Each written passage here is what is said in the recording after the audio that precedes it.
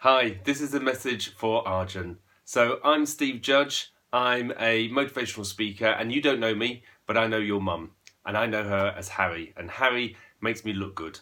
So, as a motivational speaker, standing on the stage, I have lots of things to think about, and one thing I don't want to think about really is what I look like. I just want to feel good and look good. So, Harry, your mum did a style assessment on me, and she told me what style to use and what colours and everything. That's one of the reasons why I wear this lovely blue T-shirt, which is a Chinese blue. Anyway, enough about me. It's about you. So, Arjun, I hear that you're in hospital at the moment, and you've been diagnosed with a disease and you're struggling at the moment. And I just wanted to send you this video message to help you in any way that I can, really. Why can I help with anything? I've been in hospital. Lots of people have been in hospital. I was in hospital 17 years ago. I had a near fatal car accident, got both my legs wiped out. I was told that I may never walk again. Lots of negative stuff, and it was horrible. So being in hospital is horrible. And being in hospital was when I first started setting my goals, because my first goal was to get out of hospital, because it was horrible. The food was terrible, the television was terrible, there's no Wi-Fi or anything like that. And also I was in a lot of pain, and I wasn't at home. And I think that's the main thing that I wanted. I wanted to just get home. So I understand what you're going through. And it was then when I set goals and I started thinking about what do I need to do? What more can I do? What more can I do? What more can I do to get out of hospital? I had to eat, I had to get energy, I had to recover, I had to sleep. Anything I could think of to get out. But my journey started there. This video is to help you I don't know whether to motivate you, maybe inspire you. But the one thing I don't want to do is to tell you what to do. Because if I start telling you what to do, then you might rebel or anything like that. And that's generally what I do. When I stand on the stage talking to thousands of people, I talk about myself. I'm very good at that. I'm skilled. So that's generally what I do in this video. I just talk about what I went through. And I'm not going to go on for like 10 minutes or anything like that. But, maybe if we could catch up sometime, if you ever want to do a Skype or a Zoom or a phone call or anything like that, something to relate to. What I would suggest, not tell you, but suggest is while you're going through what you're going through, try and capture it. So what I mean by that is write it down and maybe start a diary, write about how you feel, write about what you're going through. I only say that because I did that when I was in hospital. I didn't initially. I just started making like bullet points of what was going on and what drugs I was taking, medication. But as time went on, I started using that more to get my feelings out. And I'm a bloke, so I don't share my feelings that much, even with my fiance at the time or my mum. But writing it down just seemed to really help me. And I wrote down lots of feelings, lots of swear words, some poetry, some thoughts, just wrote them down. And I think in this day and age, because mine was 17 years ago, in this day and age, what you could do is take videos. You could do a vlog. You could just start a vlog. Of course, you can delete it if you want afterwards. But the thing is while this moment's going, sometimes it's good just to record these things. Why? I'm very much a believer in benchmark. So much as you're feeling really bad now, things will get better. And you won't feel that they're getting better. But when you look back at where you have been, it's really good to see where you've come from. And if you write down or record how you feel now, I guarantee you will get better. You will feel better. You will cope better. A big thing that I said when I was in hospital was the accident which trashed both my legs, and I had to grow my leg back by 4 inches. And now I have a disability in both my legs. But even at the time when I was in hospital, I said to myself that the accident hadn't ruined my life. It had changed my life. And what you're going through is change.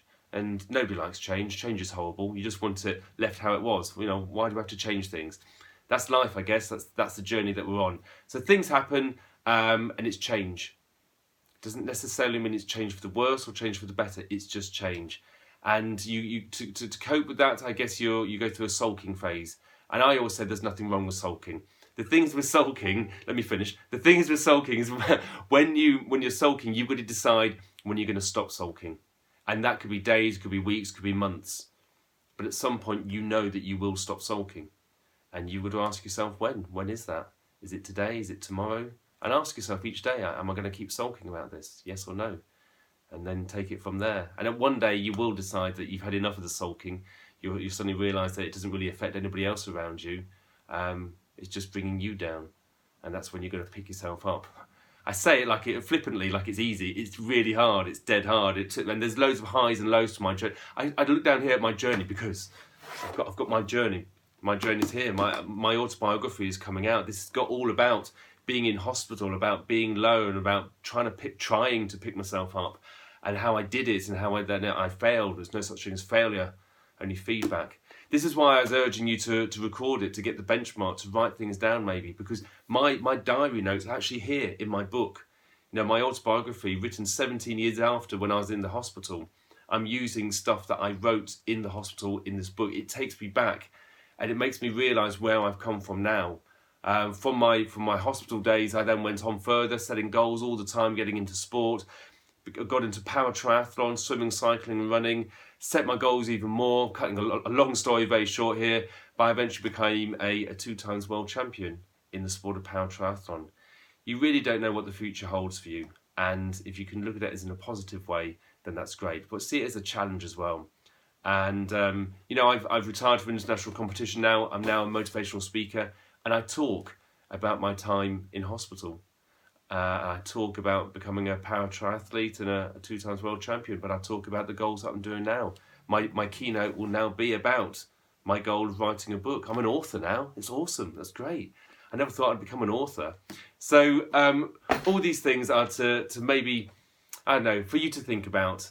And you probably don't feel like thinking about much at the moment because you're struggling just to get through one day at a time. But just do something to keep yourself positive, and something that you may be able to use in the future. Because I do appreciate how tough it is for you, but it's not the end. I'm not going to say it's the beginning, but it is in a way. It is the beginning. It's the beginning of your new life, whether you like it or not. It's the change thing again. But you know, keep fighting through each day. Keep hanging on to those positive things that you've got to think about. And just, you know, yeah, and if it helps, think, well, it could have been worse. You know, I'm sure there's people in the hospital that are potentially worse off than you. That's sometimes why they have open plan waiting rooms, so that you can see other people, you can see what other people are struggling with, and you suddenly realise that, you know, much of things are bad for you, there could be a lot worse. Very hard to get your head around sometimes because it's just doom and gloom, but hopefully, you know, you can hold on to the positive things. So I'm going to end this video. I'm a speaker. I could talk for hours, and I'm not going to do that. I'm going to submit that onto you. But hopefully this video does help you a little bit. And like I said, if you want to talk for longer or for further, give me a call, email me, or we could have a Zoom chat or Skype or anything like that if you feel that I could help you. If you want to hear more about my journey, you know, if you want to hear more about me talking about myself, I'm very good at that. And I'm sure at one stage you'll get your hands on my book. And I really recommend this, not because it's my book and I'm trying to sell loads. I'm really enjoying reading it. You know, I wrote it, I've lived it, but I'm reading through it now, and it is really inspiring. It has got the highs and the lows, and it just brings it back to me that, you know, I've been through a lot, and I've come through a lot, and I've done it, and I keep doing it. And, you know, much as I'm running my own business now, and it seems really good, there are days which are really tough. Do I relate them to what I've been through in the past? Yeah, a little bit, I guess, because it's about using those messages. It's about not leaning on your excuses, like the book title says. You know, there's going to be loads of excuses coming up that you can lean on, and you can just like give in and just roll over and go, okay, I give in, I won't do anything. Don't lean on those excuses. You got to see those as a challenge. You got to pick yourself up and push yourself through, because that's what you really want. Find out what you really want as well. What's your goal? What's that thing that you really want? 1, get out of hospital. 2, get better, I'd have thought. Get fit, get healthy, go out, go on holiday, I don't know, go out drinking, whatever is possible. And if it's not possible, can that be manipulated so it's fairly possible? But think about what you really want, because those thoughts will drive you through when you're feeling really unmotivated and really low. You've got to remember why you're doing all of this for you, your family, your friends, but also your goal, your dream and your vision. So what is that?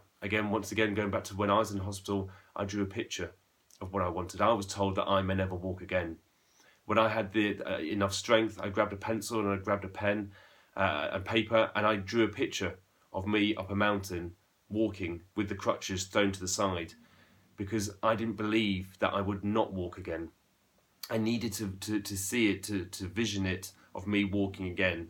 And I was getting a lot of negative feedback from other people, realistic, shall we say, and I needed to put my head in the clouds.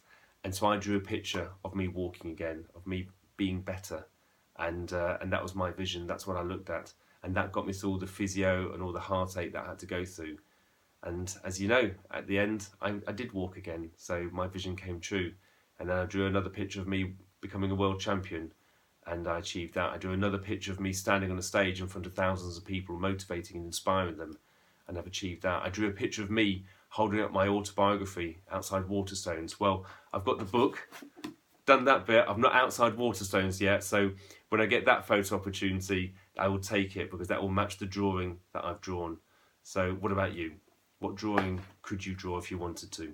Have a think about that because that will drag you through. Right, I've rabbled on again. That's what I do. I'm a speaker. So good luck. Not good luck. Best wishes. And I wish you all the best to getting better, getting out of hospital, and fulfilling all your dreams. And hopefully one day we'll meet as well. See you later. Take care.